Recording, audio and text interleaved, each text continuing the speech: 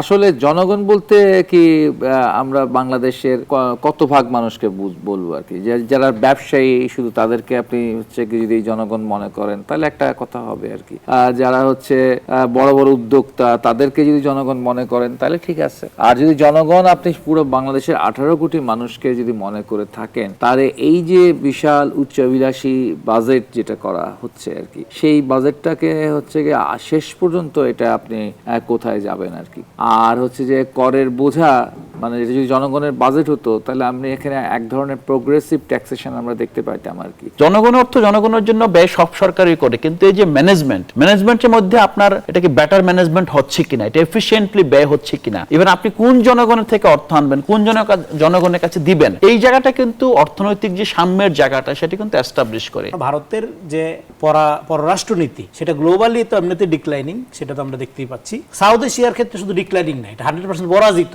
বাংলাদেশ এটা গণঅভ্যুত্থানের মধ্যে দিয়ে পরাজিত হয়েছে। ভারতের যে পররাষ্ট্রনীতি, মানে ভারত এখানে সম্পর্কটা বাংলাদেশের জনগণের সাথে না করে হাসিনার সাথে করছে, আওয়ামী লীগের সাথে করছে। তার ফলশ্রুতিতে এখানে একটা গণঅভ্যুত্থানের পরে এই যে ফলে যে এখানে একটা ডেমোক্রেটিক ট্রানজিশন হয়েছে, আস্তে আস্তে বাংলাদেশ গণতন্ত্রের দিকে আগে যাচ্ছে। এইখানে পরিবর্তিত পরিস্থিতিতে কিভাবে ডিপ্লোমেসি সেট করবে এটা ভারত করে উঠতে পারতেছে না। প্রধানমন্ত্রী তারেক রহমান বলেছেন, জনগণের বাজেটকে যারা গণবিরোধী বলে আখ্যা দিয়েছে, চানাচুরের সঙ্গে তুলনা করে, তারা কখনো জনগণের বন্ধু হতে পারে না। সে সঙ্গে অর্থ পাচারের বিরুদ্ধে কঠোর অবস্থানের ঘোষণা দিয়েছেন তিনি। এদিকে বিরোধী দলীয় নেতা ডাক্তার শফিকুর রহমান বলছেন, তারা গরম বিরোধী দল নন, বরং গঠনমূলক বিরোধী দল হতে চান। কিন্তু একই সময়ে জুলাই সনদ বাস্তবায়ন না হলে রাজপথে আন্দোলনেরও হুঁশিয়ারি দিয়েছেন। তাহলে সংসদ ও রাজপথের মধ্যে বিরোধী রাজনীতির প্রকৃত অবস্থান কোথায়? জাতীয় সংসদ এখন শুধু আইন প্রণয়নের জায়গা নয়, বরং দেশের রাজনৈতিক ভবিষ্যৎ নির্ধারণের মঞ্চে পরিণত হয়েছে। সীমান্তে বাংলাদেশি হত্যাকে মানবাধিকারের সুস্পষ্ট লঙ্ঘন বলে সংসদে বক্তব্য দিয়েছেন স্বরাষ্ট্রমন্ত্রী। কিন্তু প্রতিবাদ, বৈঠক ও প্রতিশ্রুতির পরও কেন থামছে না সীমান্তে প্রাণহানি? সংবিধান সংশোধন কমিটির প্রস্তাবে বিরোধী দলের নাকচ, সংসদে শব্দ এক্সপাঞ্জ, জামায়াত এমপির বয়স বিতর্ক, সীমান্তে পশিন, কিংবা বিদেশে হাসনাত আব্দুল্লাহর সভায় হামলার, সব মিলিয়ে তপ্ত দেশের রাজনৈতিক অঙ্গন। কিন্তু এরই মাঝে প্রশ্ন, রাজনৈতিক দলগুলোর মধ্যকার দূরত্ব কি নিষিদ্ধ ঘোষিত আওয়ামী লীগকে পুনরুত্থানের সুযোগ করে দিচ্ছে? আজ আমরা আলোচনা করব এই বহুমুখী সমীকরণ নিয়ে। রাজনীতির আলাপ, এই শিরোনামে আজকের আলোচনায় সাথে আছে আমি ফারনাজ জুই। দর্শক সবাইকে আমন্ত্রণ জানিয়ে শুরু করছি নিউজ 24 এর নিয়মিত আয়োজন জনতন্ত্র গণতন্ত্র। নিবেদন করছে RICL স্টিল। আজকের আলোচনা এগিয়ে নিতে পর্যায়ক্রমে আমার সঙ্গে যুক্ত হবেন তিনজন সম্মানিত অতিথি। চলুন একে একে পরিচিত হই। স্টুডিওতে আছেন ডাক্তার সাজিদুল হক রুবেল, সিপিবি নেতা। এর পরপরই আছেন আলাউদ্দিন মোহাম্মদ, যুগ্ম সদস্য সচিব, জাতীয় নাগরিক পার্টি NCP। দর্শক জানিয়ে রাখতে চাই, কিছুক্ষণের মধ্যে আমাদের সঙ্গে যুক্ত হবে রেজাউল করিম রনি, সাংবাদিক ও রাজনীতি বিশ্লেষক। দুজনকেই স্বাগত জানাচ্ছি আজকের আলোচনায়। ডক্টর সাজিদুল হক রুবেল, আপনাকে দিয়ে আলোচনাটা শুরু করি। আমরা রাজনৈতিক অঙ্গনে যে বাহাসটা এই মুহূর্তে দেখতে পাচ্ছি, যেমনটি প্রধানমন্ত্রী বললেন যে যারা বাজেটকে গণবিরোধী আখ্যা দিচ্ছে, চানাচুরের সঙ্গে তুলনা করছে, তারা জনগণের বন্ধু হতে পারে না। আবার এই বাজেটকেই বিরোধী দল গণবিরোধী এবং চানাচুরের সঙ্গে তুলনাও করছে। এই যে বাহাস, সেই বাহাসটিকে কিভাবে দেখছেন? ধন্যবাদ ফারনাজ আপা, এবং একই সাথে আমার সহ আলোচক ছোট ভাই বটে হচ্ছে আলাউদ্দিন মোহাম্মদ, এবং হচ্ছে নিউজ 24 এর সকল দর্শকগণ, সবাইকে শুভেচ্ছা।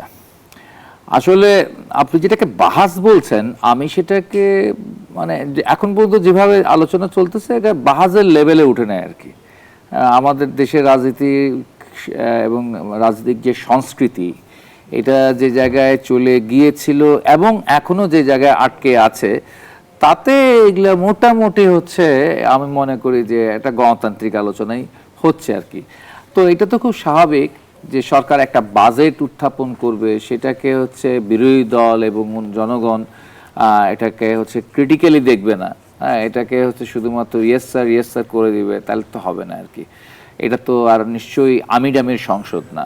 কেউ কেউ বলেন এটা আমরা আর মামুদের সংসদ, কিন্তু এটা হচ্ছে আমিডামির সংসদ না। ফলে তো এখানে তো ক্রিটিক্যাল আলোচনা আসবেই। আর ক্রিটিক্যাল আলোচনা আসলেই যদি বলেন যে হচ্ছে গিয়ে আপনাদের যারা সমালোচনা করে এই বাজেটে, তাদের সম্পর্কে সতর্ক থাকতে হবে, এই ধরনের কথা বললে কিন্তু এইটা আসলে ঠিক হচ্ছে ডেমোক্রেটিক স্পিরিটের সাথে যায় না আর কি। আর নিশ্চয়ই হচ্ছে বিরোধী দলকে হচ্ছে গঠনমূলক হতেই হবে, এটা আবার নতুন করে বক্তৃতা দেবার কোনো বিষয় নেই আর কি, যেটা হচ্ছে বিরোধী দলের নেতা বলার চেষ্টা করেছেন আর কি। তবে আমরা যেটা দেখছি আর কি, তো গঠনমূলক হওয়ার অনেক চেষ্টা তারা করছে। আবার দেখলাম তারা প্রশিক্ষণও গ্রহণ করছে, আপনার হচ্ছে এই বাজেটের উপর তারা একটা ওয়ার্কশপও করছে। ওয়ার্কশপ টসব করে এখন পর্যন্ত আমরা যে আলোচনা শুনতেছি বা যে আলোচনাগুলো ভাইরাল হচ্ছে, সেখানে খুব বেশি কনস্ট্রাকটিভ কোনো আলোচনা দেখতেছি না আর কি। মানে বয়স নিয়ে বিতর্ক হচ্ছে, ইত্যাদি ইত্যাদি হচ্ছে, এবং নিজেদেরকে অন্যভাবে উত্থাপন করবার চেষ্টা করা হচ্ছে, মুক্তিযুদ্ধ সন্তান বা শহীদ মুক্তিযোদ্ধার সন্তান বলে প্রমাণ করার চেষ্টা করা হচ্ছে আর কি, যেটা এজেন্ডার সাথে এবং এই সিজনের যে আলোচনা, সেই আলোচনার সাথে আসলে এগুলো বিষয়গুলো যাচ্ছে না। তো ফলশ্রুতিতে এখন পর্যন্ত হচ্ছে গিয়ে আমরা দেখতে চাই যে হচ্ছে সরকার যে বাজেট করেছেন, এই বাজেটটাকে হচ্ছে তিনি বলতেছেন জনগণের বাজেট, ঠিক আছে। আসলে জনগণ বলতে কি আমরা বাংলাদেশের সব কত ভাগ মানুষকে বলবো আর কি, যারা ব্যবসায়ী শুধু তাদেরকে আপনি হচ্ছে কি যদি জনগণ মনে করেন তাহলে একটা কথা হবে আর কি। যারা হচ্ছে বড় বড় উদ্যোক্তা তাদেরকে যদি জনগণ মনে করেন তাহলে ঠিক আছে।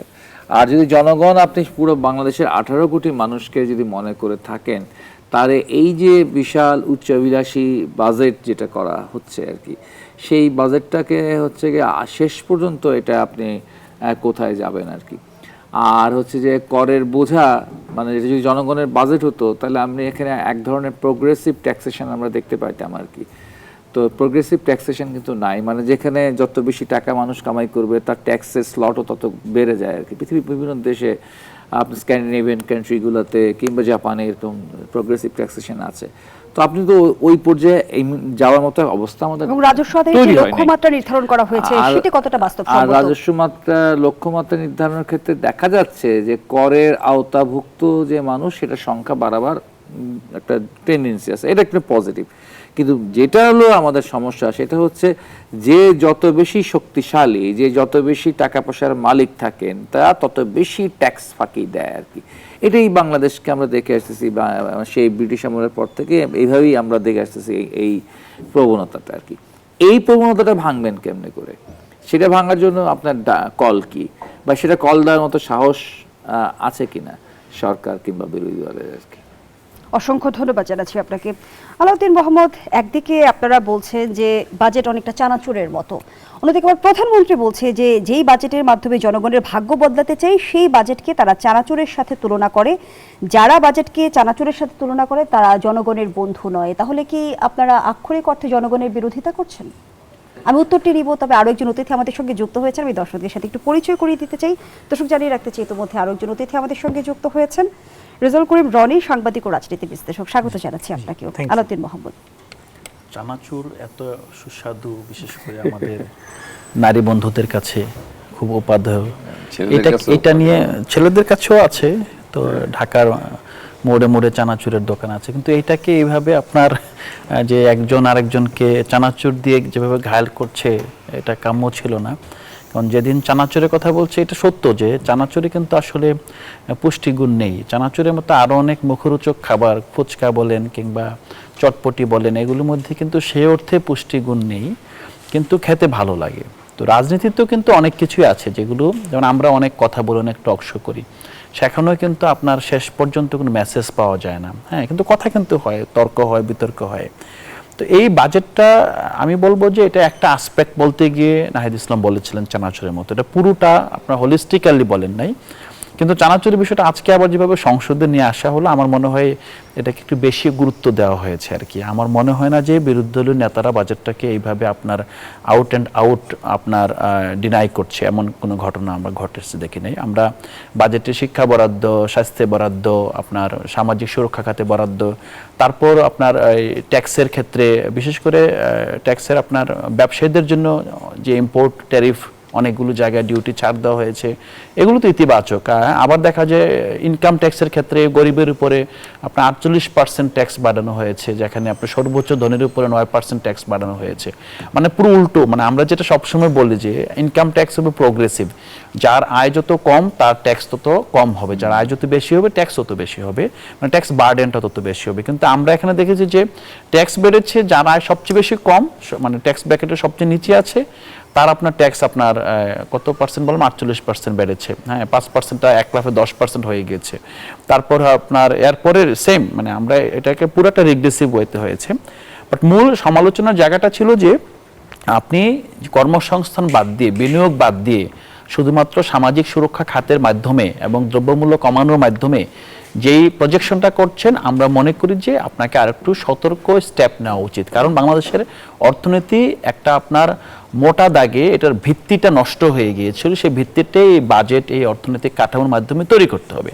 তো এই প্রেক্ষিতে কিন্তু আমাদের যে কনসার্নটা ভ্যালিড ছিল, এটা কিন্তু সম্পূরক বাজেটের ব্যয়ের আকার কমিয়ে এটা প্রমাণ করা হয়েছে। এবং আপনি বলতে পারেন যে এই যে একটা অবস্থান এবং এই যে একটা আশঙ্কা প্রকাশ করা হলো যে আমরা একটা জনতুষ্টিমূলক বাজেটের মাধ্যমে আমরা বড় সমস্যা, বড় ক্ষত, যেটাতে আপনার অস্ত্রোপচার লাগবে, সেটাকে আমরা মলম দিয়ে, ওষুধ দিয়ে আমরা সমাধান করতে চাচ্ছি।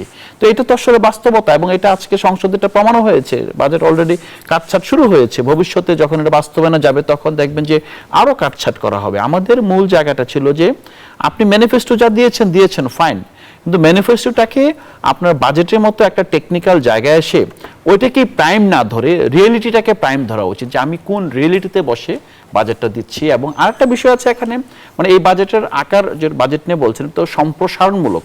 তো সাধারণত আপনার যখন ইকোনমিক ক্রাইসিসে থাকে তখন সম্প্রসারণমূলক বাজেট দেওয়া হয়, কিন্তু একই সাথে এটা কিন্তু একটা বাজি ধরার মতো, একটা চ্যালেঞ্জ ছুড়ে দেওয়ার মতো, যে এটা হলে অনেক ভালো কাজ করতে পারে, হ্যাঁ, ইকোনমিতে স্টিমুলাই হতে পারে, আবার যদি এটা ফল করে তাহলে কিন্তু আপনার সবার ক্ষতিগ্রস্ত হওয়ার আশঙ্কা থাকে। বিভিন্ন সময় আমরা দেখেছি যে ফ্যামিলি কার্ড এবং কৃষক কার্ডের টাকা কোথা থেকে আসবে সেই প্রশ্ন বিরোধী দল তুলেছে। প্রধানমন্ত্রী কিন্তু আজ বলেছে যে জনগণের টাকা দিয়ে জনগণের জন্য কাজ করা হবে, তিনি অর্থ পাচার রোধ করার কথা জানিয়েছে। সেটি আসলে কতটা বাস্তবায়ন সম্ভব হবে? না, আপনাকে দেখেন যেই পরিমাণ আপনার সোশ্যাল সেফটি নেট আওতা বাড়ানোর কথা বলা হয়েছে ম্যানিফেস্টোতে, বিশেষ করে কারণ আপনি অর্থের সংস্থান করতে গেলে যেটা প্রধানমন্ত্রী খুব আপনার ক্যাটেগরিক্যালি বলেছেন যে জনগণের অর্থই জনগণের জন্য ব্যয় হবে। জনগণের অর্থ জনগণের জন্য ব্যয় সব সরকারই করে, কিন্তু এই যে ম্যানেজমেন্টের মধ্যে আপনার এটা কি বেটার ম্যানেজমেন্ট হচ্ছে কিনা, এটা এফিশিয়েন্টলি ব্যয় হচ্ছে কিনা, ইভেন আপনি কোন জনগণের থেকে অর্থ আনবেন, কোন জনগণের কাছে দিবেন, এই জায়গাটা কিন্তু অর্থনৈতিক যে সাম্যের জায়গাটা সেটা কিন্তু এস্টাবলিশ করে। তো আমাদের মূল আপনার যে ইয়েটা কি, যে মানে কনসার্নটা কোথায়, কনসার্নটা হলো ইতিমধ্যেই যে অর্থনীতি আপনার ফেসিবাদী সময়ের পপুলিস্ট নীতির কারণে, মেগা প্রজেক্টের কারণে, আপনার জনতুষ্টিমূলক আপনার প্রবণতার কারণে ধ্বংস হয়ে গিয়েছে, অর্থনীতি খাদের কিনারা থেকে ধীরে ধীরে ঘুরে দাঁড়ানো শুরু করছে, সেটা যাতে আবার কোনো পপুলিজম আক্রান্ত হয়ে এটা ভিত্তিতে যাতে দুর্বল না হয়ে যায়। এবং এটা কিন্তু এই সমালোচনাটা, আমি অর্থনীতির ছাত্র, তো আমরা কিন্তু সরকারের প্রতি সহানুভূতিশীল হয়ে, সরকার যে একটা আপনার মন্দ ঋণ, তারপর একটা মন্দ ধারাবাহিকতার লিগ্যাসি নিয়েই বাজেট দিচ্ছে, এটা কিন্তু আমরা স্মরণ রেখেই কিন্তু কথাগুলো বলছি। সো এই জিনিসটাকে আমার মনে হয় যে সরকার এটা অনুধাবন করছে, করার মাধ্যমেই কিন্তু তাদের এই সম্পূরক বাজেটে রিভিশন শুরু হয়েছে। আমরা আশা করি ভবিষ্যতে এখানে আপনার জনগণের অর্থ যাতে এফিশিয়েন্টলি ব্যয় হয়, সঠিক জায়গায় ব্যয় হয়, সেই জায়গায় সরকার সোচ্চার থাকবে। বিরোধী শক্তি হিসেবে, বিরোধী রাজনৈতিক দল হিসেবে এটা আমাদের দায়িত্ব জনগণের পক্ষে সরকারকে চাপে রাখা। অসংখ্য ধন্যবাদ জানাচ্ছি আলাউদ্দিন মোহাম্মদ রেজাউল করিম রনি। একদিকে বিরোধী দল বলছে যে তারা গরম বিরোধী দল হতে চায় না, বগলদাবা বিরোধী দল হতে চায় না, আবার রাজপথে আন্দোলনের হুঁশিয়ারিও দিচ্ছে, বলা হচ্ছে সরকারকে সময় দেওয়া হবে না। তাহলে বিরোধী দলের আসলে প্রকৃত অবস্থান কি? হ্যাঁ, খুব কঠিন প্রশ্ন করলেন। ধন্যবাদ সবাইকে যে যেখান থেকে শুনছেন এবং দেখছেন। বিরোধী দলের প্রকৃত অবস্থান কি, এটা আসলে জনগণকে বিচার করতে দিতে হবে, জনগণই ঠিক করুক বিরোধী দলের প্রকৃত অবস্থান কি। কিন্তু কথা হলো রাজনীতির ক্ষেত্রে আপনার ধরেন বাংলাদেশে এমন একটা পর্বে আছে, সেক্ষেত্রে সরকারি দল এবং বিরোধী দল, মানে আফটার আওয়ামী লীগ, মানে পোস্ট আওয়ামী লীগ যুগে যেই দলই করুক 100% বিরোধিতার রাজনীতি করার আর কোনো সুযোগ নেই। এই কথাটা আমি ছোটোবেলায় বলছিলাম, মানে 5 তারিখের পরপর বলছিলাম। এখনও পর্যন্ত এখানে যে আমি আলোচনা শুনলাম আমি দুইজন আলোচকের, সেখানে কিন্তু অনেকগুলো বিষয় তারা কিন্তু সরকারের কতগুলো জিনিস প্রশংসা করেছেন এবং কতগুলো জায়গায় তারা কনসার্ন ব্যক্ত করেছেন, যেটা সরকারের যারা সমর্থক তারা ওই জায়গাগুলোতে কনসার্ন ব্যক্ত করছেন। যেমন আমি নিজেও কনসার্ন ব্যক্ত করব। যেমন তার আগে আমি বলি যে জানেন, বিরোধী দল ধরেন বলতেছে চানাচুরের সাথে তুলনা করতেছে, গরিব মারার বাজেট বলতেছে, এগুলো র্যাটোরিক্যাল কথাবার্তা। এই র্যাটোরিক্যাল কথাবার্তা বলে লাভ নেই। আপনি যদি তার ধরলাম চানাচুরের কথা বলতেছেন, চানাচুর তো স্বাস্থ্যকরভাবে উৎপাদন করা যায়, চানাচুরের কোনো পুষ্টিগুণ নাই, কথাটা তো সত্য না। চানাচুর পুষ্টিগুণ সমৃদ্ধভাবেও তো বানানো যায়। আপনি এমনভাবে বানান যাতে এটা পুষ্টিগুণ থাকে, তারপর যাতে খাইলে কোনো সমস্যা না হয়, এরকমভাবে তো সম্ভব বানানো। তো অনেকে কিন্তু এইভাবে বানায় দেখবেন, যে বাচ্চারা চানাচুর পছন্দ করে, যে বাবা মা স্বাস্থ্য সচেতন, তারা নিজেরা এইভাবে বানায়, হ্যাঁ বানায় খায় এবং খুব মজাও লাগে। আমি দু একটা বাসায় খাইছি ওরকম, যদি আমি নিজে এইভাবে বানাইনি। যাই হোক, সেইটা এই র্যাটোরিক্যাল আলাপ পলিটিক্সে থাকে, চলবে, সেটা আসে না। মূল আলাপে যদি আসি, এই সরকারের অর্থনৈতিক পলিসিটাকে 3 ভাগে ভাগ করা যায়। এটা আমি অনেক আগের থেকে বলতেছিলাম, পরে যখন বাজেটের কাগজ পেলাম মিলাই দেখি যে কথা সত্য। মানে আমার ধারণা ছিল, আমি বলতেছিলাম যে সরকারের এজেন্ডা 3টা ভাগে ভাগ করতে হচ্ছে অর্থনৈতিক আপনার পুনরুদ্ধারের ক্ষেত্রে। একটা হলো, প্রথম হলো পুনরুদ্ধার প্রকল্প। আপনার 18 বছরের বিশৃঙ্খলা, 18 মাসের আপনার বিভিন্ন রকম প্রচেষ্টা অপচেষ্টার ফলে একটা বিশৃঙ্খল অবস্থা, টোটালটাকে আগে রিস্টোর করতে হবে, আগের জায়গায় পুনরুদ্ধার করতে হবে। আগে পুনরুদ্ধার করেন, অবস্থা কিন্তু খুবই খারাপ, আপনার মূল্যস্ফীতি বাড়তেছেই, হ্যাঁ। তো ফলে পুনরুদ্ধার আগে, তারপর হলো পুনর্গঠন। পুনরুদ্ধার না করলে আপনি কি পুনর্গঠন করবেন? তারপরে হলো প্রবৃদ্ধি। তো আমি দেখলাম বাজেটের যে আপনার বইটা, নাগরিক বাজেট যেটা দেওয়া হয়েছে, তাতে এই 3টা জিনিসই গুরুত্ব দেওয়া হয়েছে। অন্য সিনোনিমসে তারা অন্যভাবে বলেছে, এই শব্দ ব্যবহার করেনি, বিএনপি এই শব্দ ব্যবহার করেনি, যেটা আমি প্রায় আরও 3-4 মাস আগের থেকে বলতেছিলাম যে অর্থনৈতিক ক্ষেত্রে বিএনপির প্রায়োরিটির বেসিসটা এই 3টা ক্যাটাগরি ধরে আগাবে। তো মানে তাত্ত্বিকভাবে বা আপনার ধারণাগতভাবে এই 3টা জিনিসই রাখছে তারা। এইবার প্রথম সবচেয়ে বড় প্রশ্ন আসে, পরেই যেটা আসে বড় প্রশ্ন, সেটা কি, এত বড় বাজেট টাকা আসবে কোত্থেকে? সেটা জবাবই পরের পাতা দেওয়া হয়েছে এবং দেখানো হয়েছে এখান থেকে টাকা আসবে। তার চেয়ে বড় কথা হলো, এই বাজেটের মূল বৈশিষ্ট্যটা কি? মূল বৈশিষ্ট্য হলো ডেমোক্রেটাইজেশন অফ ইকোনমিক্স। ইকোনমির একটা আপনার গণতন্ত্রায়ন করা। যেমন ধরেন, আমি ঢাকা ব্যাংকের মালিক, তাহলে সব ছাত্র দল যদি চাকরি দিই, তাহলে তো আপনার উন্নতি হবে। কার হবে? শুধু ছাত্র দলের হবে। এবার আমি ইসলাম ব্যাংকের শেয়ার হোল্ডার, অল্প হোক বেশি হোক, আমি সব ধৈরা শিবির এখানে চাকরি দিই, বা এমন একটা কাঠামো ঠিক করি যে শিবির ছাড়া এখানে আর কেউ টিকতে না পারে, তাহলে উন্নয়ন হবে, অগ্রগতি হবে, শুধু শিবিরের হবে। তাহলে এটা জাতীয় প্রবৃদ্ধি হবে না, এটা গণতন্ত্রায়ন হইল না। ফলে অর্থনীতির কাঠামো, সেটা সরকারি পর্যায়ে শুধু না, বেসরকারি পর্যায়েও এটার একটা গণতন্ত্রায়ন, এটা খুব জরুরি। সেটা এই বাজেটের মধ্যে সেই লক্ষণ আপনার আছে। তারপরে কি, হ্যাঁ, এই বাজেটে কতগুলো অসঙ্গতিও আছে। কারণ কি, বাজেট তো একটা প্রস্তাবনা, সরকারের আয় ব্যয়, এটা তো এখনই বাস্তবায়ন হয়ে যাচ্ছে না। এই যে আলোচনা হচ্ছে, আমরা সমালোচনা করছি, বিরোধী দল করছে, অর্থনীতিবিদরা করছে, নাগরিকরা করবে। এই যে বাজেটের মধ্যে মধ্যবিত্ত এবং নিম্নবিত্তের উপর করের খড়গ যাতে নেমে না আসে, আহ্বান থাকবে। এইটা আসলেই করের আওতা বা ধরেন কর গ্রহণ করার ক্ষেত্রে আপনি যদি মধ্যবিত্ত এবং নিম্নবিত্তকে চাপের মধ্যে ফেলেন, তাহলে দারিদ্রতার অবস্থা আপনার দূর হবে না, বরং এটা বাড়বে, সংকট তৈরি হবে। ফলে এই জায়গায় সরকারকে সংশোধন আনতে হবে বা এটা ঠিক করতে হবে। এই জায়গায় সমালোচনা আমারও আছে। তো এটা নিয়ে এখানে আলাউদ্দিন মোহাম্মদ আলোচনা করছে, ভাই হয়তো যুক্ত করবে। তো আরেকটা হলো যে বাজেট নিয়ে আলোচনার যে র্যাটোরিক্যাল, যেই কথা দিয়ে শুরু করলাম এই পর্ব, এই র্যাটোরিক্সের বাইরে আমাদের আলোচনা, প্রশ্ন তুলতে হবে যে জায়গার থেকে, সরকারি দল, নাগরিক বা যারা দেশের ভালো চায়, এর বাস্তবায়ন প্রক্রিয়া কি হবে। বাজেট কিন্তু খুব সুন্দর, বইয়ে থাকে লেখা, খুব এটা একটা রিচুয়াল। প্রত্যেক সরকারের বাজেট সুন্দর, কোনো সমস্যা নেই, কারণ এই রিচুয়ালের মধ্যে কতগুলো জিনিস দেখানো হয়, কতজন করা হয়, হ্যাঁ, এটা কিন্তু এটার মূল চ্যালেঞ্জের জায়গাটা হয় বাস্তবায়ন প্রক্রিয়া। এবং বাস্তবায়ন প্রক্রিয়ার ক্ষেত্রে সরকার এখানে হাওয়াই কথাবার্তার বদলে কতগুলো প্র্যাকটিক্যাল ব্যবহারিক দিক গুরুত্ব দেওয়ার চেষ্টা করেছে। সেই ব্যবহারিক দিক গুরুত্ব দিতে গিয়ে তারা আপনার এমন একটা কাঠামোর মধ্যে চিন্তা করতে হবে যাতে আগে এই পুনরুদ্ধারটা, এতদিনের যে বিশৃঙ্খল অবস্থা, এটা পুনরুদ্ধারটা আগে করা যায়, তারপরে পুনর্গঠন প্রক্রিয়া থেকে আস্তে আস্তে প্রবৃদ্ধির দিকে যাওয়া যায়। এবং সেক্ষেত্রে সরকার এই অর্থনৈতিক বিশৃঙ্খলা ঠিক করার জন্য একটা সময় নির্ধারণ করেছে। তারা 1 বছরের মধ্যে পুনরুদ্ধারটা ঠিক করবে, 3 বছরের মধ্যে পুনর্গঠন প্রক্রিয়া ঠিক করবে, এবং 5 বছর মেয়াদের মধ্যে তারা প্রবৃদ্ধির জায়গায় পৌঁছাবে বলে তারা একটা রুটম্যাপ, সরকারের দিক থেকে একটা রুটম্যাপ দেওয়া হচ্ছে। এবং সেই রুটম্যাপটা কাগজে কলমে এবং ম্যাথমেটিক্যালি তারা প্রুফ করে দেখাচ্ছে। এবার এই ম্যাথমেটিক্যাল অঙ্ক বা গবেষণা বা রিসার্চ বা এই পরিকল্পনার অসঙ্গতি কি, বাস্তবায়ন প্রক্রিয়া কি কি ত্রুটি হতে পারে, সেটা নিয়ে আলোচনা সমালোচনা করা যেতে পারে, করা দরকারও, এবং সেটা বিরোধী দল এবং সচেতন নাগরিকদের দায়িত্ব। সংসদে স্বরাষ্ট্রমন্ত্রী সুনির্দিষ্টভাবে জানালেন যে সীমান্তে বাংলাদেশি হত্যাকে মানবাধিকারের সুস্পষ্ট লঙ্ঘন হিসেবে আখ্যা দিয়েছেন তিনি। কিন্তু আমরা তো দেখছি যে মানবাধিকার লঙ্ঘন একদিকে হচ্ছে, কিন্তু সেটি তো বন্ধ হচ্ছে না, কেন? প্রথম কথা হলো, সীমান্তে মানবাধিকার লঙ্ঘন তো এটা আগের থেকে হয়ে আসতেছে। সীমান্ত, এখানে পৃথিবীতে যুদ্ধ ছাড়া একটা সীমান্তে এইভাবে মানুষ হত্যা করা হয়, যেটা বাংলাদেশ সীমান্ত। এবং এটা নিয়ে দীর্ঘদিন যাবৎ বাংলাদেশের এবং ওই দেশেরও গণতন্ত্রপরায়ণ মানুষের একটা প্রতিবাদ, প্রতিরোধ, বিক্ষোভ আপনার জারি আছে। কিন্তু এই 3 মাসে কিন্তু বর্ডার কিলিং কমে আসছে। এই মানে আপনি ধরেন এই সরকার, এই আপনার 5 তারিখের পর থেকে কমে আসছে। বিগত সময়ে এটা আরও অনেক বেশি ছিল, ডেটা তাই বলতেছে। কিন্তু কমে আসলেও একজন নাগরিককেও আমরা এইভাবে আপনার মৃত্যুবরণ করতে দিতে চাই না, দেখতে চাই না। আরেকটা নতুন যে উৎপাত শুরু হয়েছে সেটা হলো পুশিন। এটাও মানবতা বিরোধী অপরাধ। আপনি মানুষ কেন, কোনো পশু পাখি জন্তুকেও আপনি এইভাবে ঠেলে দিতে পারেন না, কোনোভাবে আপনি ঠেলে দিতে পারেন না। এই ঠেলে দেওয়ার প্রক্রিয়ার ক্ষেত্রেও সেখানে বিজেপি খুব তৎপর ভূমিকা পালন করছে এবং স্বরাষ্ট্রমন্ত্রী নির্দেশ দিয়েছে যে আপনারা ইনস্ট্যান্ট, পরে পুশিন করে চলে যাবে, পরে ব্যাক করবে, এটা হয় না। ইনস্ট্যান্ট আপনারা নিউজে। এবং সংসদে তো স্বরাষ্ট্রমন্ত্রী জানালেন যে পশ্চিমবঙ্গ বিধানসভা নির্বাচনের পর 36টি পুশিন চেষ্টা প্রতিরোধ করা হয়েছে, রাইট। কিন্তু আমি একটা প্রশ্ন রাখতে চাই যে বাংলাদেশের কূটনৈতিক প্রচেষ্টা এখানে কতটা কার্যকর ভূমিকা রাখতে পারছে? এই প্রশ্নটি রাখছি বিরতির পর। ফিরছি দর্শক, গণতন্ত্রের এই পর্যায়ে একটা বিরতি নিচ্ছে, সাথেই থাকুন।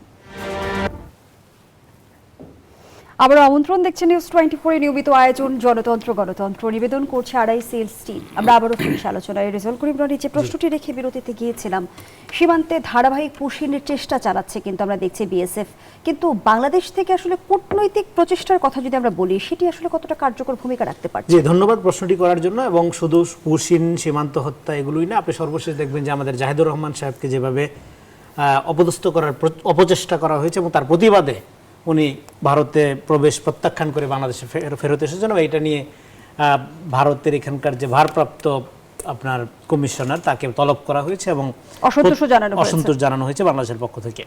ফলে দেখেন 5 তারিখের গণঅভ্যুত্থানের পরের থেকে আসলে ভারতের জন্য এটা একটা ডিফিকাল্ট অবস্থা। কেন, ভারতের যে পররাষ্ট্রনীতি সেটা গ্লোবালি তো এমনিতে ডিক্লাইনিং, সেটা তো আমরা দেখতেই পাচ্ছি। সাউথ এশিয়ার ক্ষেত্রে শুধু ডিক্লাইনিং না, এটা 100% পরাজিত। এবং বাংলাদেশ এটা গণঅভ্যুত্থানের মধ্যে দিয়ে পরাজিত হয়েছে। ভারতের যে পররাষ্ট্রনীতি, মানে ভারত এখানে সম্পর্কটা বাংলাদেশের জনগণের সাথে না করে হাসিনার সাথে করছে, আওয়ামী লীগের সাথে করছে। তার ফলশ্রুতিতে এখানে একটা গণঅভ্যুত্থানের পরে ফলে যে এখানে একটা ডেমোক্রেটিক ট্রানজিশন হয়েছে, আস্তে আস্তে বাংলাদেশ গণতন্ত্রের দিকে আগে যাচ্ছে। এইখানে পরিবর্তিত পরিস্থিতিতে কিভাবে ডিপ্লোমেসি সেট করবে, এটা ভারত করে উঠতে পারতেছে না। ভারতের এটা অনেক আগে রিথিঙ্কিং করতে পারা উচিত ছিল। আমরা আশা করছিলাম যে ভারতে অনেক জ্ঞানীগুণী লোক আছে, তাদের যে পরাজিত পররাষ্ট্রনীতি, সেখান থেকে আবার হাসিনার আমলের এবং শুধু পররাষ্ট্রনীতি যেটা পরাজিত হয়েছে, তার বাই প্রোডাক্ট হিসেবে এটা গ্লোবাল বার্ডেন তাদের ঘাড়ে যায় বসাইছে, যেটাকে হাসিনা সেটা সারা পৃথিবী কোথাও নিচ্ছে না, তাদের পালতে পুষতে হচ্ছে। এবং তারা আবার এট দ্য সেম টাইম দাবি জানাচ্ছে যে বাংলাদেশ যেন ভারতের নিরাপত্তা, সিকিউরিটি, সেগুলির ক্ষেত্রে আন্তরিক হয়। ডেফিনেটলি বাংলাদেশ আন্তরিক হবে, কিন্তু কিভাবে আন্তরিক হবে? আমার একজন কনভিক্টেড আসামিকে আপনি ভিআইপি মর্যাদা পাইলা বৈশা রাখতেছেন, এবং সে ওখানে বৈশা নেটওয়ার্কিং করতেছে, এখানে উস্কাচ্ছে, আওয়ামী লীগের লোকজনকে সন্ত্রাস করার দিকে উস্কাচ্ছে। যদিও আওয়ামী লীগের লোকজনের তার কথা বিশ্বাস করে না, কিন্তু তারপরেও সে তো অস্থিরতা তৈরি করার নানা রকম প্রচেষ্টা চালাই যাচ্ছে। ফলে বাংলাদেশ যে হেল্প করতে চায়, বাংলাদেশ যে আসলে একটা মর্যাদাপূর্ণ ওয়ার্কিং রিলেশনশিপ করতে চায়, তার জন্য প্রচেষ্টা তো ভারতকে নিতে হবে। এখানে কূটনৈতিকভাবে আমাদের ফেল হওয়ারও সুযোগ নাই, আমাদের গেইন করার সুযোগ নেই। আমাদের পিএম ভাই কি বলছে? পিএম বলছে যে বাংলাদেশের জনগণের সাথে আমার থাকতে হবে। বাংলাদেশের জনগণ কোন দিকে আছে? গণঅভ্যুত্থান সেই রায় দিয়ে দিছে। ভারত প্রশ্নে বাংলাদেশের জনগণ 5 তারিখে স্পষ্টভাবে রায় দিয়ে দিছে। ফলে সেক্ষেত্রে, এবং আপনার আরেকটা রেফারেন্স দিই, 12 তারিখে এখানে নির্বাচন হলো, 17 তারিখ দেশ পত্রিকা যে প্রকাশিত হয়েছে, সেখানে দেশ পত্রিকায় বিএনপিকে নিয়ে যে লেখা, যদিও অনেক ধরনের ন্যারেটিভ তৈরি করা হয়েছিল যে হ্যাঁ ভারতের হাতে মুসলেকা দিয়ে আসলেন প্রধানমন্ত্রী, সেই নানা কথা বলা হয়েছে, কিন্তু সেই লেখাতে দেখা যাচ্ছে যে তারা বিএনপিকে মন্দের ভালো হিসেবে আপাতত মেনে নিয়েছে, মনে নেয় নাই। এবং তারা যে মনে নেয় নাই তার প্রমাণ, তার নিদর্শন, তার লক্ষণ এই বিভিন্ন রকম, আপনি যেখানে যে জিনিসগুলো উত্থাপন করলেন, সেই সীমান্ত হত্যা থেকে শুরু করে পুশিন করার চেষ্টা, জাহেদ ভাইয়ের সাথে এই ধরনের আচরণ, তার প্রত্যেকটা জায়গা। এবং আমাদের এই যে ফলে আমাদের এখন বিকল্প নীতি, জলনীতি, পররাষ্ট্রনীতি বিকল্পভাবে আমাদের আগাইতে হচ্ছে। আমাদের পদ্মা ব্যারেজ নিয়ে কথা বলতে হচ্ছে, তিস্তা নিয়ে আমাদের আগাইতে হচ্ছে, আমাদের মতো করে আগাইতে হচ্ছে। ফলে এগুলো তো আসলে আমরা মনে করছিলাম যে ভারত যেহেতু দাবি করে তারা একটা গণতন্ত্র পরায়ণ দেশ, কিন্তু এটা ভারত ফেল করছে। ফলে আপনার প্রশ্নের সরাসরি উত্তর হলো কূটনৈতিকভাবে এখানে বাংলাদেশের দিক থেকে তেমন কিছু করার নেই। আমরা অলরেডি একটা মর্যাদাপূর্ণ ওয়ার্কিং রিলেশনের আহ্বান বিগত আমল থেকে জানাই আসতেছি। এই ক্ষেত্রে ভারতকে আগে আসতে হবে, এবং ভারতকে আগে আসার ক্ষেত্রে একটা নুক্তা দিতে পারি, তার প্রথম হলো কলকাতার কথা শোনা বন্ধ করতে হবে। কারণ কলকাতার লোক আমাদেরকে এখানে কালচারালি যে আমাদেরকে দীর্ঘদিন একটা কালচারাল উপনিবেশ কায়েম করে অভ্যস্ত এবং আমাদেরকে আন্ডারমাইন করে অভ্যস্ত, সেই দৃষ্টিকোণ থেকে তারা দিল্লিকে প্রভাবিত করে। কিন্তু দিল্লি আমার ধারণা এতটা স্টুপিড না, কারণ তারা তো অন্যান্য দেশের সাথে সম্পর্ক করে তাদের চলতে হয় আলাদা রাষ্ট্র। ফলে বাংলাদেশকে আলাদা মর্যাদাপূর্ণ জায়গা থেকে দেখবার যে তরিকা, দেখবার যে শিক্ষা, সেটা দিল্লির আছে, কলকাতার নেই। কারণ কলকাতা একটা প্রদেশ। ফলে কলকাতার কথা যদি শোনা বন্ধ করে দিল্লি যদি আলাদা একটা স্বতন্ত্র রাষ্ট্রের মর্যাদা দিতে, এবং আরেকটা কথা যেটা আমি বলি সেটা আবারও রিপিট করি, স্টেট অফ এক্সেপশন বাংলাদেশ যে আলাদা, এটা এনিমি পারসেপশনের উপরে, নট ফ্রেন্ড পারসেপশনের উপরে। পৃথিবীতে একটা রাষ্ট্র অন্য রাষ্ট্র থেকে যে আলাদা হয়, এটা এই কারণে আলাদা হয়, ভাষা সংস্কৃতি এক থাকার পরে অনেক রাষ্ট্র আলাদা হয়, এটা এই কারণে আলাদা হয় তার জাত্যাভিমান, তার স্বাতন্ত্র্য বোধ এবং তার এনিমি পারসেপশনের উপরে। তার মানে সে যুদ্ধ শুরু করে দেয় তা না, কিন্তু সে তাকে আলাদা, এই যে জন্ম থেকে এক্সেপশন, এটা সে ক্লেম করে। যেমনটি রেজাউল করিম রনি বলছিল যে সংকট সমাধানে ভারতকে এগিয়ে আসতে হবে, এই মুহূর্তে বাংলাদেশের কিছু করার নেই। কিন্তু আমরা তো দেখছি যে বিজেপি সরকারের ডিটেক্ট, ডিলিট অ্যান্ড ডিপোর্ট নীতির আওতায় শত শত বাংলাদেশি অনুপ্রবেশকারীকে আটক করা হয়েছে, এমনটি তারা দাবি করছে। কিন্তু এই যে চলমান যে সংকটগুলো রয়েছে, সেটি সমাধানে ভারতের আন্তরিকতা দেখেন কি? আমরা ভারতের আন্তরিকতা দেখতে পাচ্ছি না, এবং আমার মনে হয় ভারত আসলে একটা নস্টালজিয়ায় ডুবে গিয়েছে।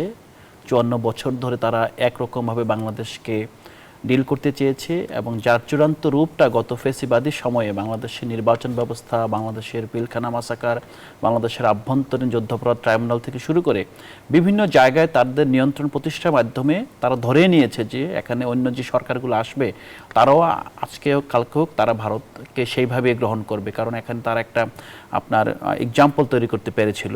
কিন্তু এই এক্সাম্পলটা যে ফেল করেছে, এবং এটা একটা রক্তাক্ত অভ্যুত্থানের মাধ্যমে সেই শক্তিকে যে বাংলাদেশ থেকে আপনার পলায়ন করতে হয়েছে, জনগণ যে রুখে দাঁড়িয়েছে, সেই সত্যটা ভারতের অনেকেই মানতে চায় না। আমার কাছে একটা বিষয় যেটা মনে হয়, এই সরকার সোফার যতটুকু করেছে আমি মনে করি যে স্ট্রাকচারালি রাইট পথে আছে, বাট যেই পুশিনের সংক্রান্ত বিষয়ে যেই জায়গা থেকে বার্তা আরও স্ট্রংভাবে দেওয়া দরকার, সেটা আমি মনে করি স্বরাষ্ট্র মন্ত্রণালয়ের আরও ভূমিকা আছে। কিন্তু যেটা আমরা আসলে ভারতের জন্য ভারতকে এগিয়ে আসতে হবে, সেই পলিসিতে আসলে এই সম্পর্ক আগাবে না। বাংলাদেশকে তার আপনার পররাষ্ট্রনীতি, তার প্রতিরক্ষা নীতি, এই জায়গার ক্ষেত্রে আপনার কৌশলগতভাবেও এটাকে বৈচিত্র্যময় করতে হবে। বৈচিত্র্যময় বলতে আমরা যেরকম রপ্তানি বৈচিত্র্যময় করি, ডাইভার্সিফাই করি, বাংলাদেশকে দীর্ঘদিন ধরে আপনার ভারতের বলের বাইরে কেউ যেতে দেয় নাই, মানে বাংলাদেশে যারা শাসন করেছে। এখন সময় এসেছে বাংলাদেশকে বৈশ্বিক, অন্যান্য আঞ্চলিক এবং আপনার আন্তর্জাতিক যে পরাশক্তিগুলো আছে তাদের সাথে ডিল করে বাংলাদেশকে আত্মমর্যাদার জায়গা প্রতিষ্ঠিত করা, যাতে ভারত এখানে যদি ডিল করতে আসে, ভারত বুঝবে তখন যে আমি এখানে একমাত্র খেলোয়াড় নয়, এখানে অন্যান্য খেলোয়াড়ও আছে, এবং বাংলাদেশ খেলার টার্মস নিজেই ঠিক করে। বাংলাদেশের খেলার টার্ম আসলে কেউ ঠিক করে দেয় না। আমি এই সরকারের কিছু পদক্ষেপে আমি বিভিন্ন জায়গায় বলেছি, ইতিবাচক দেখেছি। বাংলাদেশের যে আমলাতন্ত্র, যাকে আমরা সবসময় কথায় কথায় সামহাও মনে করি যে বাংলাদেশের উন্নয়ন এবং সংস্কারের ক্ষেত্রে বড় বাধা হয়ে দাঁড়িয়েছে, আমলাতন্ত্রের মূল ট্রেনিংটা কিন্তু ভারত থেকে আসতো। বাংলাদেশের যে বিচার ব্যবস্থা, বাংলাদেশের যে আপনার জুডিশিয়াল সার্ভিসের কর্মকর্তারা যাদের কাছে মানুষ বিচার প্রার্থী হিসেবে যায়, তাদের ট্রেনিংটাও কিন্তু ভারতের দেরাদুন থেকে আসতো। এই সরকার কিন্তু দায়িত্ব গ্রহণের পর প্রথম এই অভিমুখটা বন্ধ করেছে। তারা এই ট্রেনিংটা ভারত থেকে সরিয়ে পাকিস্তানে নিয়ে গিয়েছে। কেন পাকিস্তানে নিয়ে গিয়েছে সেটা নিয়ে তর্ক থাকতে পারে, প্রশ্ন থাকতে পারে। আমার কাছে মনে হয় যে ভারতকে এই একটা লেসন দিতে হবে যে তুমি যদি আমাকে গ্র্যান্টেড ধরে নাও, তাহলে কিন্তু আমি আমার মতো করে খেলতে পারবো। আর যদি ভারত যদি মনে করে যে না, আসলে আমাকে একটা কম্পিটিটিভ ওয়েতেই উইন-উইন সিচুয়েশন করে বাংলাদেশের সাথে ডিল করতে হবে, তাহলে আমার মনে হয় এটা বাংলাদেশ সেই জায়গায় কাজ করতে পারবে, এঙ্গেজ করতে পারবে। এবং জাহিদুর রহমানের অনেকগুলো, বিশেষ করে আসার পর যে বিবৃতি আমি পুরোটা শুনেছি, আমার কাছে একটা বিষয় খুব প্রাসঙ্গিক এবং যৌক্তিক মনে হয়েছে। জাহিদুর রহমান বলেছেন যে হ্যাঁ, আমি এটাকে ব্যক্তি হিসাবে নিচ্ছি না, যদি তারা আবারও যথাযথ উপায়ে আমাকে ইনভাইট করে আমি ভারতে যাব, ভারতকে এঙ্গেজ করতে হবে। আমি এখানে একমত যে ভারতের সাথে সম্পর্ককে রেশনালাইজ করতে হবে। এটাকে আপনার কোনো প্রিজুডিস দ্বারা, কোনো রাজনৈতিক দলের নিজস্ব এজেন্ডা দ্বারা, কিংবা আওয়ামী লীগ যেভাবে ফিরে আসার জন্য ভারতের উপর নির্ভরশীল হয়ে পড়েছে, সেই ধরনের কোনো এজেন্ডা দ্বারা তাড়িত হওয়া যাবে না। ভারতকে অপরাপর রাষ্ট্রগুলোর মতো ডিল করতে হবে এবং প্রতিবেশী হিসেবে আরো সন্দেহজনকভাবে আরো আপনার চেক অ্যান্ড ব্যালেন্সের মধ্যে দিয়ে ভারতকে ডিল করতে হবে, কারণ ভারত আপনার নিকট প্রতিবেশী। অসংখ্য আপনার যদি ধন্যবাদ জানাচ্ছি আলাউদ্দিন প্রতিবেশীর একটা বিষয় আমাদেরকে মনে রাখতে হবে, প্রতিবেশীর কাছ থেকে কিন্তু পৃথিবীতে সব জায়গায় আপনার বন্ধুত্বের চেয়ে ক্ষতিটা আশঙ্কা বেশি থাকে। এর জন্য প্রতিবেশীকে সবার আগে আপনার মানুষ তাকে চেকে রাখে যে সে যাতে বর্ডার ক্রস না করতে পারে, সে যাতে আমার বর্ডারে আপনার কোনো ধরনের যে বাধা অথবা কোনো ধরনের বিপত্তি সৃষ্টি না করতে পারে। ধন্যবাদ জানাচ্ছি ডক্টর সাজিদুল হক রুবেল। যথাযথ আইনি প্রক্রিয়া অনুসরণ না করেই ভারতের পশ্চিমবঙ্গ থেকে মূলত বাঙালি মুসলমানদের জোর করে বাংলাদেশে পাঠানো হচ্ছে বলে অভিযোগ করেছে মানবাধিকার সংস্থা হিউম্যান রাইটস ওয়াচ। এই যে ভারতের আমরা বর্তমান সময়ের যে অ্যাক্টিভিটিস দেখছি, সেটি কি এক ধরনের উস্কানি? অবশ্যই। এই ক্ষেত্রে একটা জিনিস আপনাকে খেয়াল করতে হবে। আমার দুই আলোচকের অনেকখানি আলোচনার সাথে আমি একমত, আবার একটা বড় জায়গা মনে হয় তারা মিস করে যাচ্ছে, বা এটা আমার দৃষ্টিভঙ্গিতে মিস হচ্ছে আর কি। আমাদের দৃষ্টিভঙ্গির একটা জায়গা হচ্ছে যে রাষ্ট্র, সরকার, শাসক দল, এই তিনটাকে কিন্তু একটু হলিস্টিক্যালি দেখতে হবে, আবার একটু পার্শিয়ালিও দেখতে হবে। ভারত রাষ্ট্র তার একটা ক্যারেক্টার আছে, আর এই ভারত রাষ্ট্রের এই মুহূর্তে যারা ক্ষমতায় আছে, যে বিজেপি আরএসএস ক্ষমতায় রয়েছে, একটা সাম্প্রদায়িক, একটা প্রতিক্রিয়াশীল হিন্দুত্ববাদী একটা দল ক্ষমতায় আছে, যেই দলটার রাজনীতির খোরাকি হচ্ছে ধর্ম নিয়ে রাজনীতি করা, ধর্মীয় একটা সংঘাত তৈরি করা, একটা যুদ্ধ তৈরি করা, সেটা হয় পাকিস্তানের সাথে নয় চায়নার সাথে। এবং এই ব্যাপারটা তারা অনেক বেশি সক্রিয় হয়ে ওঠে কখন, যখন তারা একটা নির্বাচন মোকাবেলা করতে যায়। কারণ তারা যাতে তাদের দেশের দুর্নীতি ঠেকাইতে পারে না, মেডিকেল পরীক্ষার কোশ্চেন ধমাধম ফাঁস হয়ে যায়, ঠিক আছে, তাদের হচ্ছে গিয়ে লক্ষ কোটি যুবক বেকার থাকে, তাদের দেশে কথায় কথায় মব লিঞ্চিং হয়, অমুকে গরু খাইছে কি গরু খায় নাই, অমুকে মানে ধর্ম অবমাননা করছে বলে মানুষ মারায় ফেলা হচ্ছে, পুড়ায় ফেলা দেওয়া হচ্ছে। এবং সেখানে যে কোনো সময়ের চেয়ে এই শাসক দলের আমলে বিগত 1.5 যুগ ধরে ভারতের সংবাদ মাধ্যমকে একেবারে হচ্ছে বলা হয়, একটা শব্দ আছে ওদের দেশে, গদি মিডিয়া আর কি, মানে মোদির গদি রক্ষায় ব্যবহৃত হয় যে মিডিয়া, তাকে ওরা বলে গদি মিডিয়া। তো এই গদি মিডিয়া বানায় ফেলাইছে সবকিছুকে। এরকম একটা প্রচন্ড মানে খারাপ অবস্থার মধ্যে বিজেপি যখন হচ্ছে টলমল হয়, ঠিক সেই সময় দেখা যায় কোনো একটা ওই যে উস্কানি বললেন না, একটা উস্কানিকে সেটা পলিটিক্যাল উস্কানি আর থাকে না, সেটাকে সাম্প্রদায়িক উস্কানিতে তারা নিয়ে যাবে। এবং যখন সাম্প্রদায়িক উস্কানিতে নিয়ে যাবে, তখন তারা তাদের পলিটিক্সের তাদের যে ডায়নামার আছে সেটা হচ্ছে অ্যাক্টিভ হয়ে উঠবে, তার ফুয়েল হিসাবে আসবে হচ্ছে এই সাম্প্রদায়িক উস্কানিগুলো। ফলে ভারতের বর্তমান যে শাসক দল, এটা একটা 54 বছরের সাথে হিসাব করলে এটা হবে না, ইভেন কি হচ্ছে 47-এর পরের সাথে হিসাব করলে এটা হবে না। এটা একটা নতুন একটা চ্যালেঞ্জ আমাদের জন্য এই জায়গায় আছে।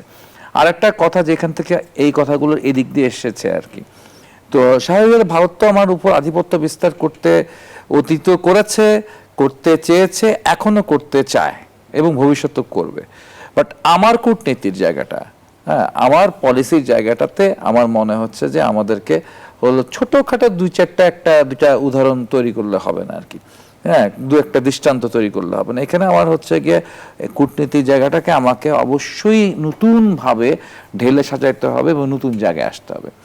এই জায়গায় একটা গুরুত্বপূর্ণ শব্দ ব্যবহার করছে আমার আলাউদ্দিন, যে উইন উইন পলিসি, ঠিক আছে, মানে আমি উইন করব, ও হারবে, বা ও উইন করবে, আমি লস করবো, বা শেখ হাসিনার ভাষা আছে, মানে আমরা যা চাইছি সবই দিয়েছি, এত আর কেউ দিতে পারবে না, কিন্তু তার বিনিময়ে আপনি কি পেয়েছেন, আপনি কিন্তু কিছু পান নাই আর কি, ঠিক আছে, মানে ওকে জিতাই দিয়েছে, নিজে হেরে গেছে, তো ওকে জিতাই দিব, আমি হেরে যাব, বিষয় এইভাবে করে শান্তি বা এইভাবে করে নিজের পিঠ বাঁচানো না, আমিও উইন করব, সে উইন করবে, এটাই হয় পৃথিবীর ডিপ্লোমেসির একটা ক্যারেক্টারিস্টিক্স। তো এখন এই জায়গাটাতে হচ্ছে বাংলাদেশ এর এই যে বর্ডারে যে কিলিংগুলো হচ্ছে বহু বছর ধরে হচ্ছে, সেটা নিশ্চয়ই ইলেকশনের পরে হচ্ছে না, বা আগস্ট অভ্যুত্থানের পরে হচ্ছে না, এটা আওয়ামী লীগ আমলে হয়েছে, সব আমলেই হচ্ছে। এই বর্ডার কিলিং এর ক্ষেত্রে এটা রুট কজ কি, এই রুট কজের কতগুলো জায়গায় আমাকে আনবায়াসলি দেখতে হবে, ঠিক আছে, আনবায়াসলি দেখতে হবে। হ্যাঁ, এটারও ঠিক একটা বর্ডার এলাকায় স্মাগলিং হতেই পারে, ঠিক আছে, এবং হতেই পারে না, এটা হয় বাংলাদেশের প্রত্যেকটি জেলায় এই ঘটনাগুলো হচ্ছে, হয় আর কি। রক্তপাত কোথায় কিন্তু কোথায় হয়? এই স্মাগলিং এর যে বিষয়টা, এটার ক্ষেত্রে আমাদের বিজেপি কিভাবে দেখে আর ওদের বিএসএফ কিভাবে দেখে, ওদের বিএসএফ এর ব্যাপারটা থাকে দেখা মাত্র একটা গুলির নির্দেশ থাকে, আমাদের বিডিআর কিন্তু সে দেখা মাত্র কাউকে গুলি করছে না আর কি, ঠিক আছে। তো এইখানে যে আপনি হচ্ছে বিচার বহির্ভূত ভাবে হত্যা করে ফেলতেছেন মানুষকে, এবং সীমান্তে যে লেথাল ওয়েপন ব্যবহার বন্ধে আমরা কতটুকু কার্যকর এবং ভূমিকা এই রাখতে জায়গায় পারলাম? সুনির্দিষ্টভাবে একটা ইন্টারন্যাশনাল ল আছে, সেই ইন্টারন্যাশনাল লকে বারবার ভারত ভায়োলেট করতেছে। তো এইখানে পুরো বিষয়টাকে আপনি আনবায়াসলি হচ্ছে আমার মনে হয় এই শুধুমাত্র ফ্ল্যাগ মিটিং করে বা দিল্লিতে যে বৈঠকটা হয়ে গেল, আমার মতে এটা হচ্ছে দুই দেশের সীমান্তরক্ষী বাহিনীর কর্মকর্তাদের একটা বৈঠক হয়েছে, বাট এইভাবে না, এটা একটা পলিটিক্যাল এজেন্ডা, এটা পলিটিক্যাল এজেন্ডা এবং আমাদের লিডারশিপের, ঠিক আছে, আমাদের লিডারশিপের এবং ওই দেশের লিডারশিপের মধ্যে এই আলোচনাটাকে নিয়ে আসতে হবে। এবং এই ক্ষেত্রে রনি ভাই যেটা বলছেন আমি সেটা সমর্থন করি, আসলে পশ্চিমবাংলা এখানে ফ্যাক্টর না, আসলে সীমান্ত রক্ষার দায়িত্ব বা বিএসএফ যা যা করছে কাহিনী, এটা কিন্তু বিএসএফ কিন্তু কার আন্ডারে, রাজ্য সরকারের আন্ডারে না। এই যে ওরা হত্যা করে, ওরা দিল্লির সরকারের কথাই হত্যা করে, ওরা রাজ্য সরকারের কথায় হত্যা কখনোই করে না, করার অধিকারও তাদের নাই আর কি। কিন্তু এই মুহূর্তে রাজ্য সরকার যেটা করছে, এখন নতুন যে গল্পটা তৈরি হলো, নতুন যে চ্যালেঞ্জটা আসলো, সেটা হচ্ছে এখন একেবারে আপাদমস্তক, মানে দিল্লিতে যেমন একটা প্রতিক্রিয়াশীল সরকার ছিল, সাম্প্রদায়িক সরকার ছিল, ঠিক একই রকম একটা সরকার এখন পশ্চিমবাংলার মসনদে এসছে। ফলে ওরা এসেই যেটা হচ্ছে যে মুসলিম বিদ্বেষী বক্তব্য দিচ্ছে, নির্বাচনের ফলাফল নির্বাচনে আমি পৃথিবীর কোথাও দেখি নাই আর কি যে কোনো এমন মানে সাম্প্রদায়িক কথা বলবে বা এমন রেসিস্ট কথা বলবে যে আমাকে তো মুসলমানরা ভোট দেয় নাই, আমাকে ভোট দিয়েছে হিন্দুরা, বা তিনি তার ভোটের ফলাফল কি হবে বুঝে থেকে তিনি বুঝাচ্ছেন যে এরপরে যে সেন্টারগুলো আছে ওগুলো হচ্ছে বাঙালি নাই, ওখানে মারোয়ারিরা আছে, ফলে আমি ওই আসনগুলোতে আমি জিতে আসবো। এটা তো অবশ্যই রাজনৈতিক এজেন্ডা। এই এটা বড় বিষয় হচ্ছে কি, বিরতিতে যেতে চাই, আবারও বিরতির সময় হয়েছে, সেটি হচ্ছে যুক্তরাষ্ট্রের সঙ্গে বাণিজ্য চুক্তি বাংলাদেশের অবস্থান শক্তিশালী করতে ভূমিকা রাখবে এমন প্রত্যাশা ব্যক্ত করেছেন পররাষ্ট্রমন্ত্রী। ঠিক কোন কোন ক্ষেত্রে বাংলাদেশের অবস্থান শক্তিশালী করতে পারে সে প্রশ্ন রাখছি, বিরতির পর ফিরছি। দর্শক, জনতন্ত্র গণতন্ত্রের এই পর্যায়ে আবারও বিরতি নিচ্ছে, সাথে আবারও আমন্ত্রণ, দেখছেন নিউজ 24 এর নিয়মিত আয়োজন জনতন্ত্র গণতন্ত্র, নিবেদন করছে আরআইসিএল স্টিল। আমরা আবারও ফিরছি আলোচনায়। যে প্রশ্নটি রেখে বিরতিতে গিয়েছিলাম ডাক্তার সাজিদুল হক রুবেল, যেমনটি আসলে পররাষ্ট্রমন্ত্রী বলছেন যে যুক্তরাষ্ট্রের সঙ্গে বাণিজ্য চুক্তি বাংলাদেশের অবস্থান শক্তিশালী করতে ভূমিকা রাখবে, ঠিক কোন কোন ক্ষেত্রে বাংলাদেশের অবস্থান শক্তিশালী হবে বলে মনে করেন? একেবারে বিপরীতটা আমি ভাবি, এবং আমি মনে করি যে ওনার সাথে যে প্রথম যখন ইন্টারাকশন আমাদের বাংলাদেশের জনগণের, তখন ওই যে থাইল্যান্ডে একটা কনফারেন্স ছিল, সেই কনফারেন্সে তিনি আমাদেরকে বাঙালিকে হাইকোর্ট দেখাইছিলেন আর কি। বার্মার জান্তা সরকারের সাথে তার কথাবার্তা হয়েছে রোহিঙ্গাদেরকে ফিরাই নেবে রাখাইন রাজ্যে। যখন রাখাইন রাজ্যটা দখলে চলে গেছে আরাকান বিদ্রোহীদের, তখন তিনি বৈঠক করেন, মানে তিনি আমাদেরকে বোঝানোর চেষ্টা করতেছেন যে তিনি সবকিছু ঠিকঠাক করে ফেলছেন, রোহিঙ্গারা ফিরে যাবে কারণ জান্তা সরকার তাদেরকে নিয়ে নেবে, কিন্তু জান্তা সরকারের হাতে তো রাখাইন প্রদেশ নাই আর কি। এরকম ভাবে আমাদেরকে তিনি হচ্ছে হাইকোর্ট শেষের মুহূর্তে দেখাছিলেন। আর এই বাণিজ্য চুক্তির বিষয়টি হচ্ছে আমার মতে যে উনি যেটা বলেছেন এটা বিএনপির বাকি নেতৃত্ব বিশ্বাস করেন কিনা, আমরা জনগণ বা আমরা বিরোধী দল সেটা তো, বা আমরা কমিউনিস্ট পার্টি এটা তো বিশ্বাস করছি না, বরঞ্চ মনে করছি যে এই মুহূর্তে নির্বাচন উত্তরকালীন এই নির্বাচিত গণতান্ত্রিক সরকারের সবচেয়ে বড় বিপদ, যে বিপদের মধ্যে এন্ট্রিম গভর্নমেন্ট তাকে ফেলে দিয়ে গেছে, যে চ্যালেঞ্জের মধ্যে ফেলে দিয়ে গেছে, সেই চ্যালেঞ্জটি হচ্ছে এই বাণিজ্য চুক্তি, যার মধ্য দিয়ে বাংলাদেশের বাণিজ্য করবার স্বাধীনতা হারায় ফেলেছে, বাণিজ্য করবার স্বাধীনতা হারায় ফেলেছে।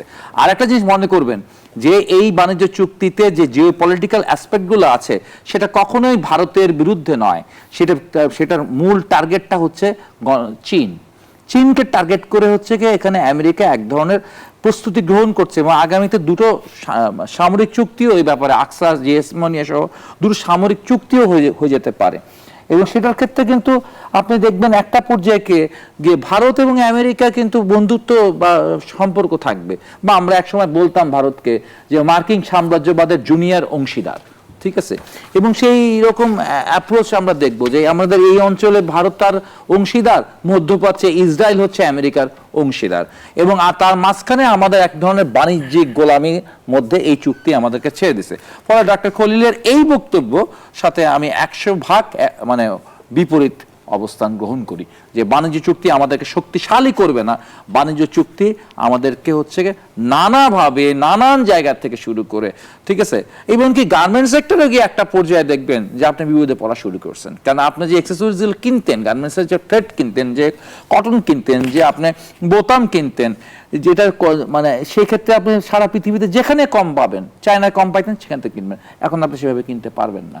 আপনি জ্বালানি তেলে সংকট ঘটবে, আপনি কিন্তু হচ্ছে রাশিয়ার হচ্ছে তেল কিনতে গেলে আমেরিকার পারমিশন লাগবে, আমেরিকা যেই মুহূর্তে আপনার পারমিশন দেবে না সেই মুহূর্তে আপনার রাশিয়ার তেল কিনতে পারবেন না, বা পৃথিবীর অন্য কোনো দেশ থেকে আপনি এলপিজি কিনতে পারবেন না, বরঞ্চ আপনাকে কৃষি খাত সহ বিভিন্ন খাতে হচ্ছে গিয়ে আপনি বাধ্য হবেন তার কাছ থেকে জিনিস কিনতে যেটা আপনার কেনা প্রয়োজন নাই, যেমন হচ্ছে গিয়ে বোয়িং। ওই বোয়িং কিনে টিনে আমি কি শক্তিশালী হব নাকি?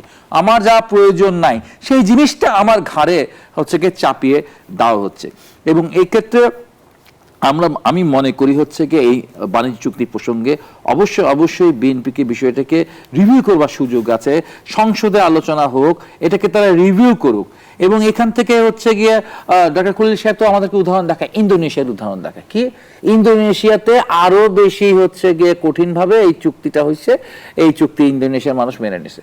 তো ইন্দোনেশিয়া দেখেন, তার আগের দেশটা একটু মালয়েশিয়া দেখেন, মালয়েশিয়াতে এই চুক্তিকে বাতিল করে দিছে। তো মালয়েশিয়া যদি বাতিল করতে পারে তো আমি মালয়েশিয়াকে অনুসরণ করব না কেন আমি ইন্দোনেশিয়াকে অনুসরণ করব? জানাচ্ছি ডক্টর সাজিদুল হক রুবেল। রেজাউল করিম রনি, এই বিষয়টা নিয়ে আপনার কাছে প্রশ্ন রাখতে চাই। একদিকে সরকার বহুমুখী পররাষ্ট্রনীতির কথা বলছে, অন্যদিকে বাণিজ্য চুক্তির এই যে শর্তের বেড়াজাল, সে সঙ্গে ডক্টর সাজিদুল হক রুবেল যেমনটি বলছিল যে চীনকে টার্গেট করে এখানে একটা সমীকরণ রয়েছে, তাহলে সামনের দিনে যুক্তরাষ্ট্র এবং চীনের সাথে ভারসাম্যমূলক সম্পর্ক কিভাবে বজায় রাখবে বাংলাদেশ? দেখেন, বাংলাদেশের পররাষ্ট্রনীতি হলো সবার আগে বাংলাদেশ ফার্স্ট পররাষ্ট্রনীতি, সেই নীতির আলোকে চলছে। এবং এখানে আপনি পররাষ্ট্র মন্ত্রীর যে বক্তব্যটা দিলেন সেই বক্তব্যটা আংশিকভাবে আসছে, আমি মনে করি পূর্ণ বক্তব্যের মধ্যে এটা নাই যে এই পলিসির ফলে শুধুমাত্র বাংলাদেশ উপকৃত, কারণ এই পলিসিটা তো করছে হলো যুক্তরাষ্ট্রের স্বার্থে, এবং শুধু এটা বাংলাদেশের ক্ষেত্রে কি করছে, এটা কিন্তু অন্যান্য অনেক দেশের ক্ষেত্রে করছে। এবং এটা নিয়ে মার্কিন যুক্তরাষ্ট্রের কোর্টে মামলা চলতেছে, এবং এই বিষয়টা এখন আমেরিকাতেই সুরাহা হয় নাই এখনো পর্যন্ত। কারণ হলো ট্রাম্পের আমলে এমন অনেক সিদ্ধান্ত, শুধু এই বিষয় না, আর অনেক রেসিপ্রোকাল ট্যাক্সের যেটা সেটা তো কোর্ট অলরেডি বাতিল করে দিয়েছে। ফলে এই যে এইটা কিন্তু গ্লোবালি আমেরিকার যে একটা মানে ট্রাম্পের বিশেষ করে একটা উইশফুল চিন্তা, এটা চাপাই দেওয়ার যে চেষ্টা, এটা শুধু বাংলাদেশ না, মালয়েশিয়া না, অনেক দেশই এটার ব্যাপারে বিক্ষুব্ধ, এবং অনেক দেশই এটাকে রিজেক্ট করছে, খোদ আমেরিকার আদালত এটা রিজেক্ট করছে। ফলে এখান থেকে বাংলাদেশের লাভবান হওয়ার আসলেই তেমন কোনো সুযোগ নেই, কারণ এটা ইতিমধ্যে প্রকাশিত হয়েছে। এবং আরেকটা কথা, যখন অন্তর্বর্তীকালীন সরকার এই ধরনের চুক্তি করা হয়, ইভেন বন্দরের কথাগুলো হয়, তখন কিন্তু তারেক রহমান লন্ডনে থেকে বলছিল যে আপনারা এমন কোনো চুক্তি বিদেশের সাথে করবেন না যেটা দীর্ঘমেয়াদে জনগণের অর্থনৈতিক ভাগ্যকে প্রভাবিত করে। তখন তাকে বলা হয়েছিল সংস্কার বিরোধী, হ্যাঁ, সেই নানা কথা বলা হয়েছিল। এখন আজকে দেখেন কি একটা সমস্যার মধ্যে সবাই আমরা পড়ছি। ফলে এইটা যদি আপনি চিন্তা করতেন জাতীয় স্বার্থ, যে ঠিক আছে এটা একটা নির্বাচিত সরকার যদি আসে, তখন তারা একটা অন্য দেশের সাথে নেগোসিয়েশনের ক্ষেত্রে বলতে পারে যে জনগণের পক্ষে আমাকে থাকতে হবে, কারণ আমি জনগণের দ্বারা নির্বাচিত, তখন সেই সরকারটা একটা শক্তি পায়, বা সেই সরকারটা একটা বোল্ড পজিশন নিতে পারে। কিন্তু একটা টেকনোক্রেট টাইপের গভর্নমেন্ট যখন থাকে ফুললি, তখন এই ধরনের আপনার এই মানে গ্লোবাল পাওয়ারগুলোর সাথে বার্গেনিংয়ের ক্ষেত্রে একটা আপনার পিছায় থাকতে হয়, সবসময় দেখা গেছে। ফলে আজকে এইটার দায়টা, এটা ভাই যেরকম বললেন যে এটা অন্তর্বর্তীকালীন সরকারের সময় থেকে এটা হয়ে আসছে, কিন্তু আমি মনে করি যে এখানে হ্যাঁ বাংলাদেশ লাভবান হবে এমন কথা যেমন বলার সুযোগ নেই। আর যুক্তরাষ্ট্র এটা বাংলাদেশকে লাভবান করার জন্য এই চুক্তি প্রণয়ন করে নাই, এই চুক্তিটা প্রণয়ন করা হয়েছে তার যে সাম্রাজ্যিক বাসনা, সে যে ইকোনমিক্যাল সুপার পাওয়ার অবস্থান সেটা যে ধরে রাখতে চায় গ্লোবালি, শুধু বাংলাদেশের ক্ষেত্রে না, সেইটার একটা পলিসিগত বিষয় সে করছে। চুক্তির বিষয়ে আপনার অবজারভেশন জানতে চাই। চুক্তির বিষয়ে আমার অবজারভেশন হলো যে আমরা অর্থনৈতিকভাবে যে ভালনারেবল অবস্থায় আছি, বিশেষ করে বৈদেশিক ঋণ এত বেশি আমাদের ঘাড়ে, তো সেক্ষেত্রে বাংলাদেশের যেই বণিক শ্রেণী, বিশেষ করে যারা পোশাক রপ্তানি করে যুক্তরাষ্ট্রে প্রায় $8 বিলিয়ন তাদের বাজার, তো মূলত তাদের ইন্টারেস্টে কিন্তু চুক্তিটা করতে হয়েছে। আপনি তাদের ইন্টারেস্টকে আমাদের সামগ্রিক ন্যাশনাল ইন্টারেস্ট না? হ্যাঁ, এটা আংশিকভাবে এটা আমাদের ন্যাশনাল ইন্টারেস্টের অংশ। তো এটা সত্য, যুক্তরাষ্ট্র তো সারা বিশ্বে এটা ট্রাম্প ট্যারিফের মাধ্যমে সবাইকে একটা ট্র্যাপে ফেলছে। হ্যাঁ, যে একটা ভয় দেখাইছিল যে এখন চুক্তি আদায় করে নেওয়াটা। তো আমাদেরকে বুঝতে হবে যে এই চুক্তি মানে প্রথমত যেমন রনি ভাই যেটা মনে করছেন যে এটা অন্তর্বর্তীকালীন সরকার হয়েছে বলে এটা চাপিয়ে দিয়েছে, এটা রাজনৈতিক সরকারে পারতো না। আমার মনে হয় এখানে একটা কনসেনসাস বর্তমান সরকার এবং অন্তর্বর্তী সরকারের মধ্যে ছিল এবং এই ধারাবাহিকতাটা চলে আসছে। তো আমাদের এখন মূল জায়গাটা রুবেল ভাইয়ের মতো আমি বলবো যে রিভিউ করে আমরা কিভাবে আমাদের স্বার্থে নিয়ে আসতে পারি। তবে এই চুক্তির কিন্তু আপনার মোটা দাগে চুক্তির যে সভরেন্টি রিলেটেড ইস্যুগুলো, তারপর আপনার অন্যান্য রাষ্ট্রের সাথে চুক্তি করা, বাণিজ্য করা, সেই ক্ষেত্রে বিশেষ করে প্রেফারেন্সিয়াল ট্যারিফ এগ্রিমেন্ট করা, সেদিক দিয়ে অনেকগুলো বাইন্ডিংস আছে। বাট আপনি যদি বাণিজ্যের ক্ষেত্রে চিন্তা করেন, মোহাম্মদ দুয়েক লাইনে শুনবো, যেমনটি বিরোধী দলীয় নেতা বললেন যে বিরোধী দলকে গরম বিরোধী দল যেন না ভাবা হয়, তাহলে কি বিরোধী দল নরম বিরোধী দল, মানে কি বোঝাতে চেয়েছেন তিনি, কি বুঝেছেন আপনি? চুক্তির ব্যাপারটা শুনবেন না? চুক্তির ব্যাপারটি নিশ্চয়ই শেষ করেছেন। চুক্তির ব্যাপারটা আমার শেষ হয় নাই। শেষটা হলো যে এখানে আমাদের অর্থনৈতিক স্বার্থ আছে, এটা বুঝতে হবে। যতক্ষণ পর্যন্ত আমরা নিজেদের ইকোনমি নিজেরা ডাইভার্সিফাই না করতে পারি, আমাদের উৎপাদন ব্যবস্থা আমাদের নিয়ন্ত্রণ না রাখতে পারি, তাহলে শুধুমাত্র ইউএস এর সাথে এই চুক্তি না, আমরা আদানের সাথে যখন চুক্তি করেছিলাম তখন আসলে কোন সেটেলমেন্টের মাধ্যমে শেষ প্রশ্নের উত্তর যদি আপনি দিতে চান।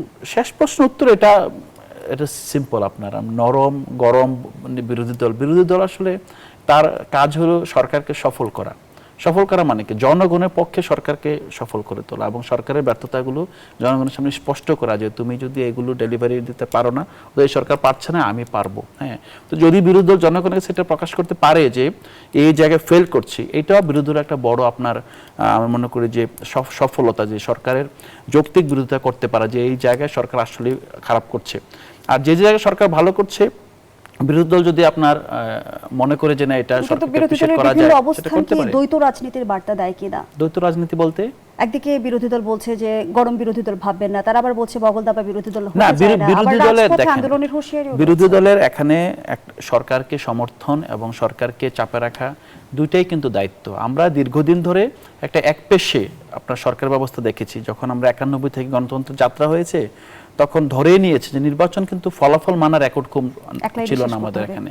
তো এখানে এই প্রথমবারের মতো আমরা একটা আপনার মোটামুটি নিজেদের মধ্যে একটা কনসেনসাস আছে এরকম সরকার পেয়েছি। তো সেটা আমরা মনে হয় এটা এক্সাম্পল হিসেবে নিতে পারি আর কি। এখানেই শেষ করছি গণতন্ত্রের আজকের আয়োজন। ধন্যবাদ এতক্ষণ আমাদের সাথে থাকার জন্য।